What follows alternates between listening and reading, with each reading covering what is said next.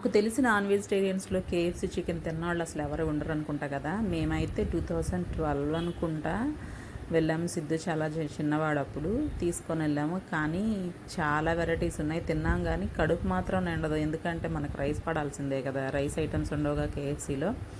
అయితే దీనికోసం మా రిష్తా ఏం చెప్పిందంటే వాళ్ళ డాడీతోటి, డాడీ చికెన్ తీసుకురా నేను చేస్తాను కేఎఫ్సీ స్టైల్లో అని చెప్పి అడిగింది. సరే అని 1 కేజీ చికెన్ తీసుకొచ్చేసారు. కొంచెం జాయింట్స్ కన్నా కూడా వింగ్స్ అయితే బాగుంటుంది కదా. అయితే పెళ్ళయ్యేంత వరకు చికెన్ని పట్టుకోలేదు, మా అమ్మ చేయడమే కానీ నాకు పట్టుకోవాలంటే తినడం అయితే బాగా తింటాం కానీ పట్టుకోలేదు. ఇప్పుడు పిల్లలు మాత్రం చక్కగా అన్నీ చేసేస్తున్నారు, అబ్బాయిలు అమ్మాయిలు అని ఏమీ లేదు.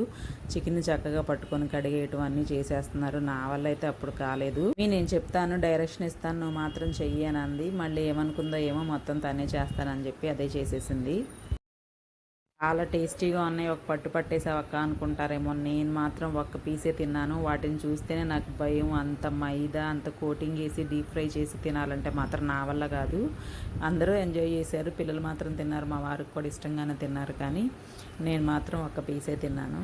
మెయిన్ ఏంటంటే ఎక్కువసేపు చికెన్ని ఫ్రిడ్జ్లో పెట్టుకుంటే సాఫ్ట్గా ఉంటుంది.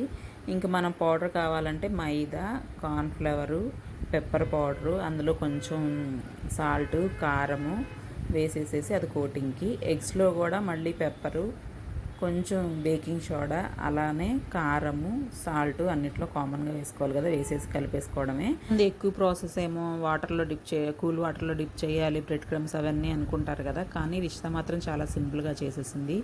టేస్ట్ అయితే సూపర్గా ఉంది, అల్టిమేట్ అనమాట. కానీ ఇయర్లీ వన్సే చేసుకోవాలి, మంత్లీ కూడా చేసుకోకూడదు. ఎప్పుడో కరోనా టైంలో మా సిద్ధు చేశాడు, చాలా బాగా వచ్చినాయి. మళ్ళీ ఇప్పుడు తినడమే.